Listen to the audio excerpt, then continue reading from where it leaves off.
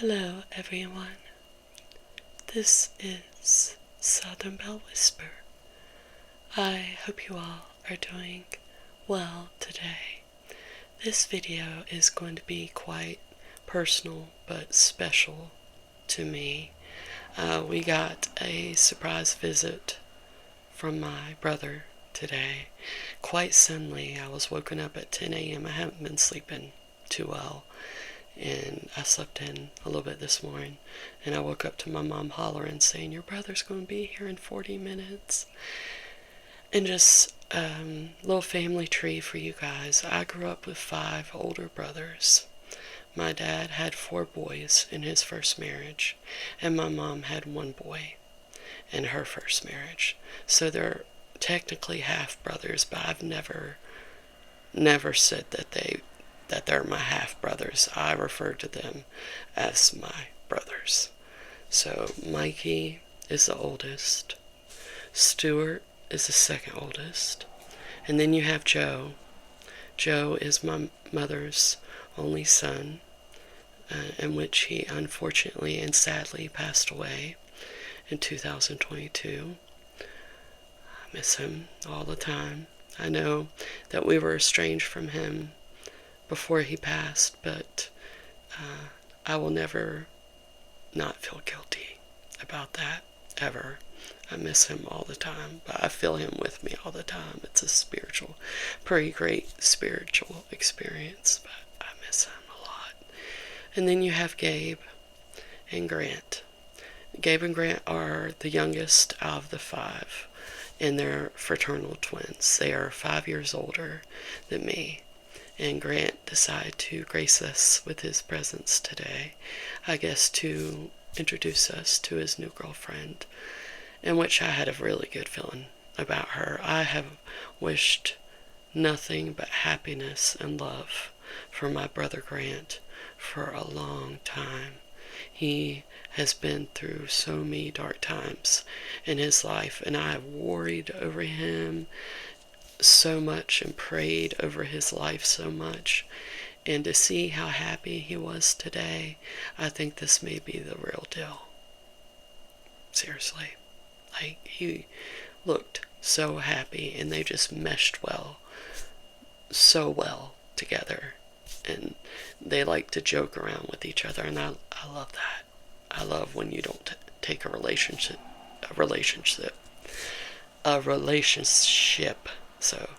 so seriously. And I like her. I like her a lot. But me and my brother got into a conversation about some of the movies that we grew up with watching together. And so I have collected a few of my DVDs. One of them I know you have not seen yet. Like, I know I've showed most of these in other videos, but these are the movies that I grew up on watching with all of my brothers. So that is what I'm going to talk about today. You know me, when I feel inspired to do a certain video, I do it right then. So let's start with the first one. This one I just got in the mail today. This is a movie that I grew up watching with my mother. I don't think I ever watched it with my brothers. But this is Daddy's Dyin', Who's Got the Will. It's a comedy. Let's see. It's one of my favorite comedies. Me and my mom actually watched this today. And it's cheesy to me now a little bit, but it's also comforting and nostalgic. This movie was released in 1990, so that was before I was born. A comedy of heirs. They wanted Daddy's love, but they'll settle for his dough. A terrific cast including Beau Bridges, Beverly D'Angelo, Tess Harper, and Judge Reinhold star in this wickedly funny comedy about a Texas family that gathers to mourn and perhaps to mine the memory of dear old Dad. Scheming Orville who is played by Bridges, Nympho Evelita, who is played by D'Angelo, Loyal Sarah Lee, who is played by Harper, and self-righteous Lorleen, who is played by Amy Wright, are all frantic when they learn that their daddy's dying, mostly because they can't find his last legal will and testament. But as old grudges and suppressed desires are aired, this family reunion becomes a wild free-for-all and a touching, unpredictable, and affectionate drama. I wouldn't say, okay, it might be a comedy drama. I love Judge Reinhold in this film. His name is Harmony. He plays a hippie in this film. And then Tess Harper, Beverly D'Angelo.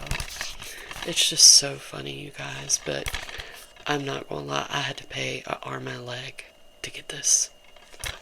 I guess since it's a film that's not well known, that eBay sells it for, I think I got for $30. That's the most I've probably ever paid for a DVD in my life. But I had to have this one. I just had to. It's so heartwarming, so funny, and just a little romantic as well. I just think it's the perfect movie. I had a really fun time watching this with my mama today. I did. Yes, I did.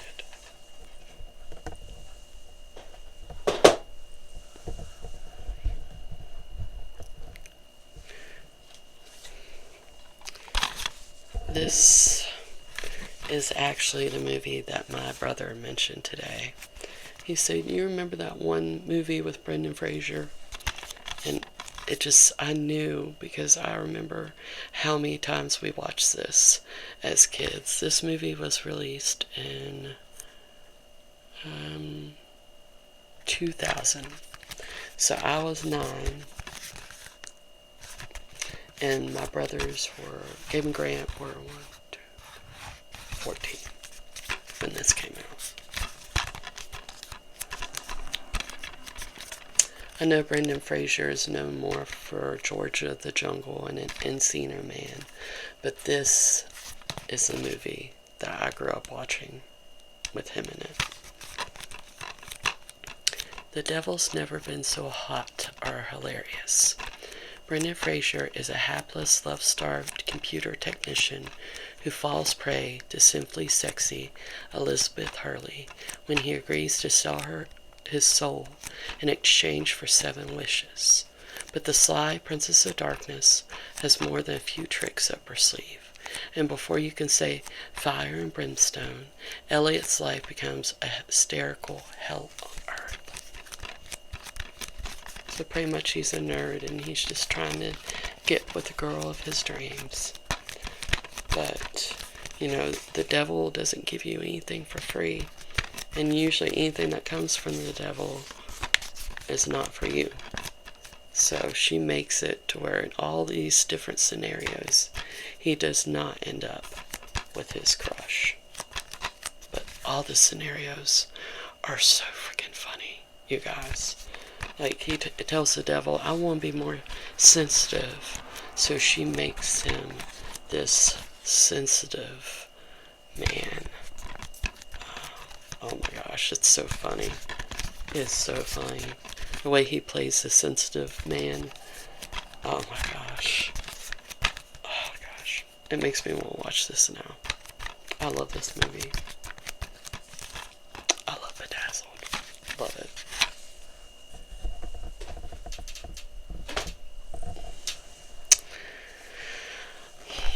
This is a movie that I remember watching with Joe a lot.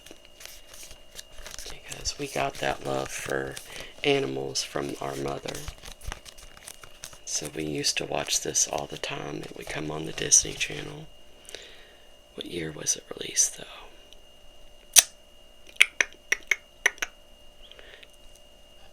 I'd say early 90s. But I can't stand when they don't put the date on the back. I'd say 93. I remember watching it a lot with Joe when we lived in that apartment in Surfside Beach, South Carolina. It used to come on the Disney Channel all the time. This thrilling and thoroughly captivating theatrical hit from Disney has become an instant favorite with audiences of all ages.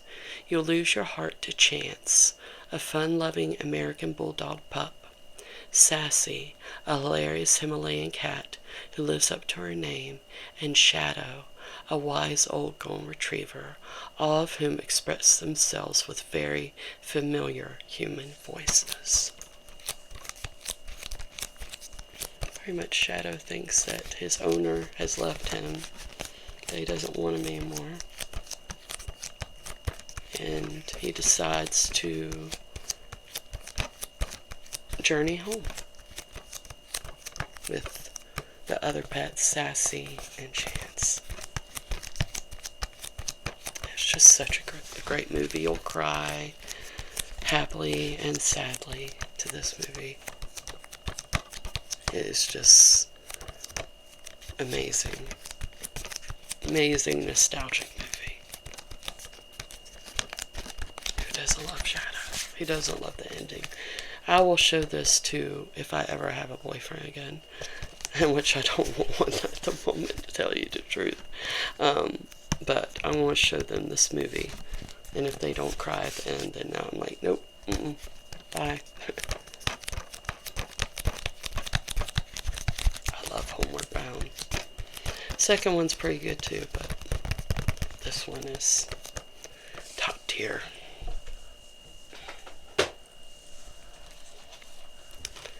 This movie I used to watch with Gabe and Grant all the time. This is one of the most quotable movies of all time. I grew up during the time when Adam Sandler was the most popular, and he came out with a lot of funny movies. But Billy Madison, to this day, is my favorite Adam Sandler movie. I'll give you a little synopsis. I don't have to read the back. It doesn't have much, but pretty much Billy, him, and like the arch nemesis Eric, I hate that guy, are fighting over his dad's hotels, which would of course make them rich. They're already rich, but him and his nemesis are fighting over the hotels, and his dad says, if you can start school again and graduate, like from 1st grade to 12th grade and graduate, then I will give you my hotels. So he has to go through every grade in school. He ends up falling in love with Veronica Vaughn, his 3rd grade, I think his 3rd grade teacher. This movie to this day is just so quotable. Whoa, whoa, whoa, Miss Libby. I used to quote that all the time. The part with the dog, where he's like, you get your ass out there and you find that dog. And Miss Libby's like, I think it's time to play dodgeball. I mean, it's just such a great film, such a great 90s film, you guys. They don't make them like this anymore, I swear.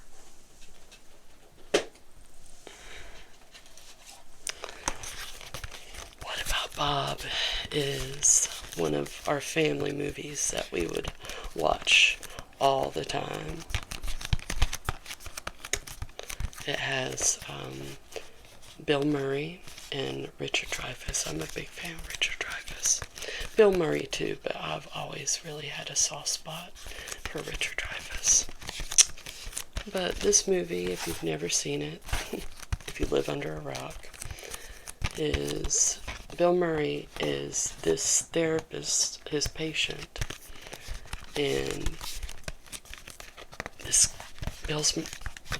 Bob is just crazy. He makes it to where he finds his therapist who is on vacation to treat him.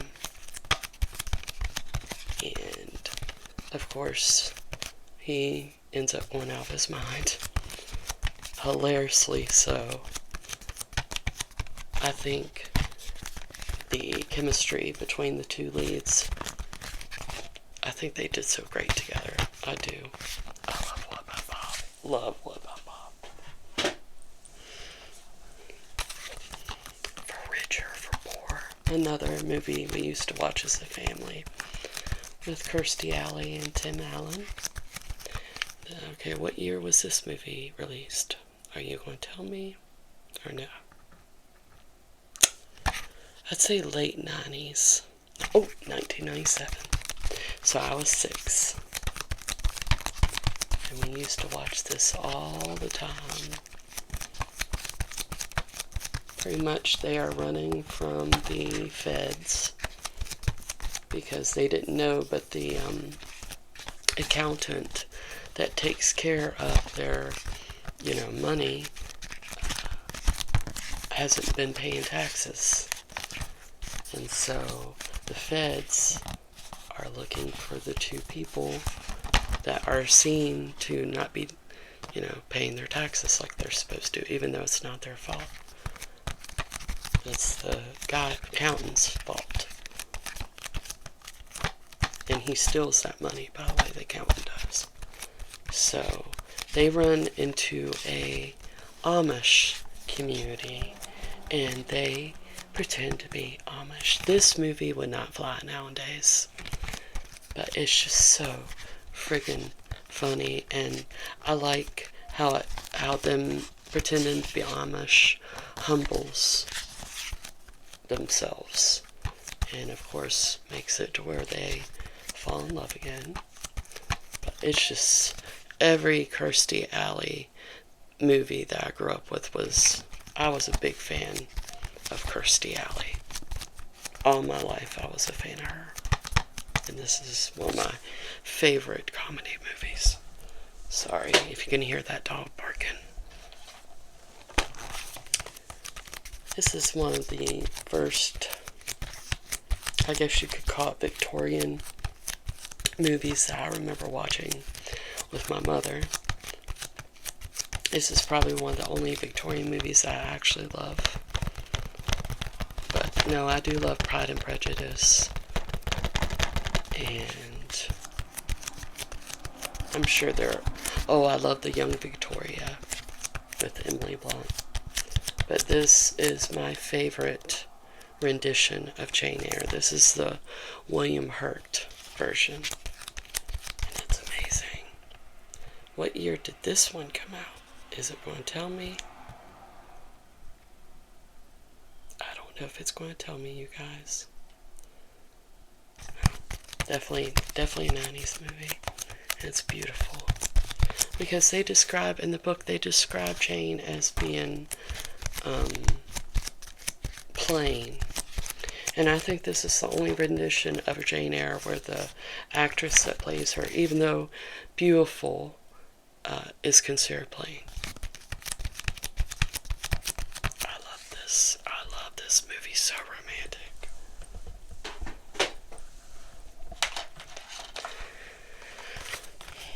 The bear trapped this. Oh, well, there it goes. I'll pick it up in a second. I remember this was the first movie that I ever had on VHS. Or one of the first movies that I ever had on VHS. I was obsessed with this movie. This movie came out in... Okay, it's Lindsay Lohan, so it has to be late 90s. Probably 99, 98. But this will always be a comfort movie to me. Dennis Quaid, Natasha Richardson, beautiful Princess Diana. But Lindsay Lohan plays the twins Hallie and Annie, and they meet after 12 years at a summer camp and realize that they are twin sisters, and they devise a scheme where they will switch places and get to know the parent that each other never knew. So Hallie goes to Annie's mom, and Annie goes to Hallie's dad. But of course, they have the same mom and dad, of course. Molly goes to France, and Annie goes to California. I know there's the original movie, Parent Trap, but it doesn't compare to this one, not to me. Maybe because I grew up with it. But I thought it was so sweet that Dennis Quaid said he couldn't imagine doing a Parent Trap 2 without Natasha Richardson. Such a great movie. And I will grab that off the floor, I promise. This is a musical that I remember watching with my mother when I was younger. We watched a lot of black and white movies, but I remember this one. Like, I don't remember a bunch of memories when I was like 5, but for years I asked my mom what the movie was where the man throws his hat on the bed at the end. I would ask her, what's that movie where the man throws his hat on the bed? Because I remember that scene at the end of this movie of them embracing, and just thought it was the most beautiful scene I'd ever seen. So it just became a core memory until I found out what movie it was years later. It's called The Unsinkable Molly Brown. It's set in Colorado. Molly, she just grows up really poor and becomes obsessed with money, and she meets her husband,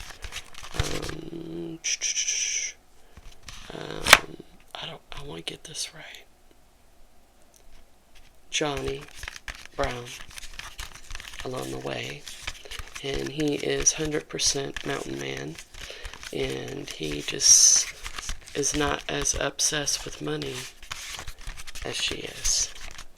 And at one point in the movie, he just walks away, and you don't know if they're going to end up together, and it's really sad in a few scenes, but of course the ending is always great. But The Unsinkable Molly Brown was released in 1964. Debbie Reynolds.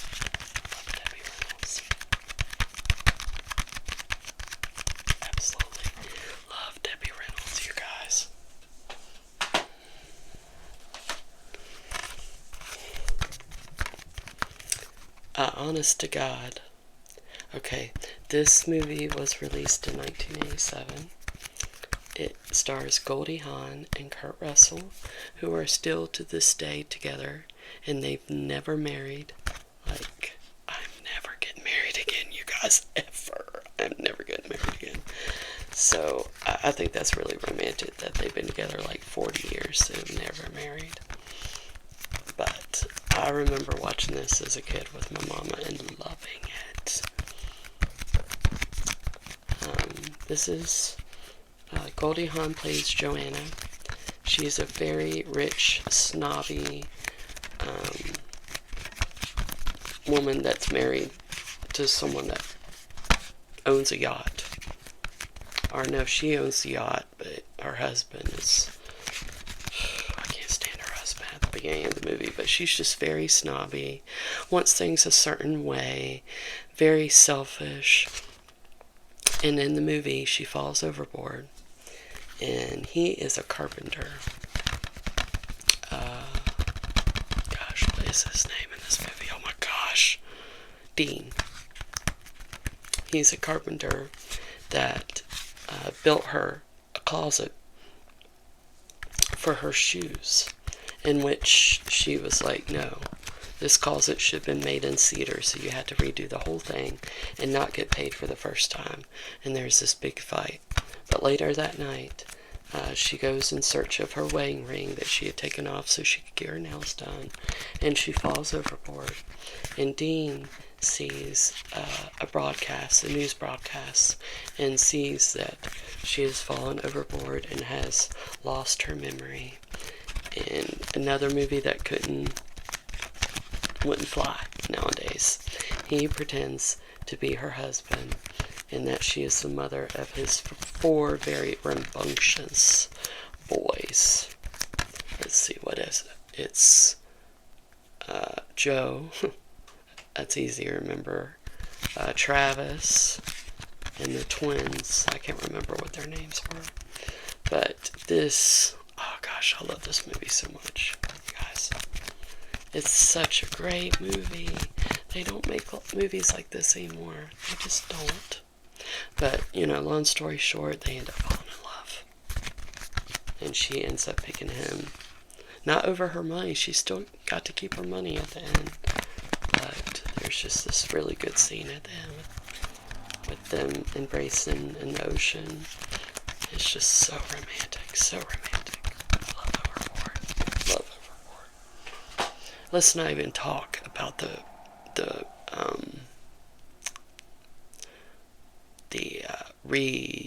gosh, oh my, you guys.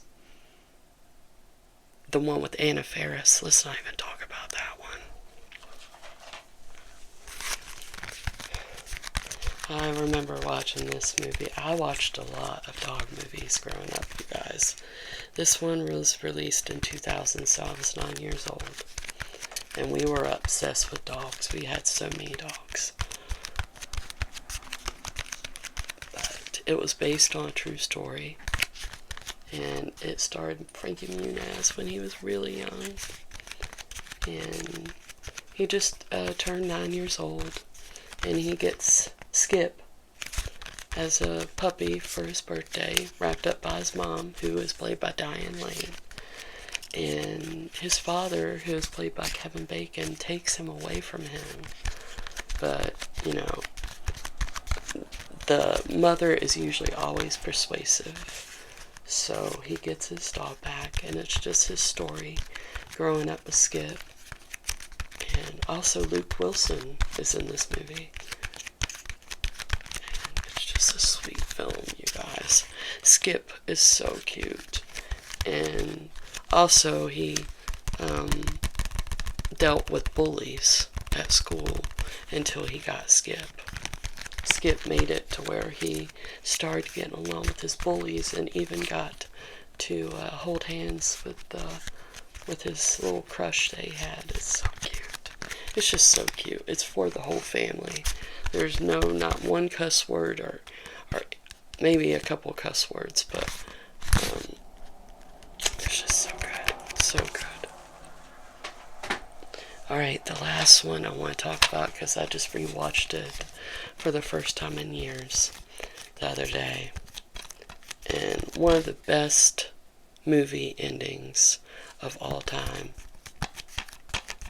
The Miracle Worker, it stars Anne Bancroft, and introducing, so this was Patty Duke's first movie, and she plays Helen Keller. If you don't know who Helen Keller is, she was the girl. There was also a book called The Miracle Worker, and she couldn't see and she couldn't hear. And Anne Bancroft plays her teacher, and I actually kind of giggled in a couple parts how good, how great, how awesome Patty Duke played Helen Keller, and when she would get agitated, how'd she do that, you guys? That was a year where both actresses won in the Oscars. Patty Duke won for Best Supporting Actress, her first movie, and Anne Bancroft won for Best Actress for this movie. It is amazing. It was released in 1962. It's amazing, you guys. Absolutely amazing. Such a great movie. I love black and white movies. I love older movies. I love To Kill a Mockingbird. I love... my mom wants me to get Imitation Life. But that movie makes me cry my eyes out. Because it has Natalie Wood in it. And where she chases down her mom's casket and is saying, I'm sorry. Like, I cannot watch that scene in that movie without crying my eyes out. And then... So I didn't really like Imitation Life. I didn't like Madam X. And I didn't like A Place in the Sun with Montgomery Clift and Elizabeth Taylor. I don't usually like movies that have a sad ending unless they're really special, like The Fault in Our Stars. But I don't usually like movies where it's a sad ending. But anyways, you guys, I love you guys, and I hope you enjoyed this video, and I will be talking to you soon. Love you guys. Bye-bye.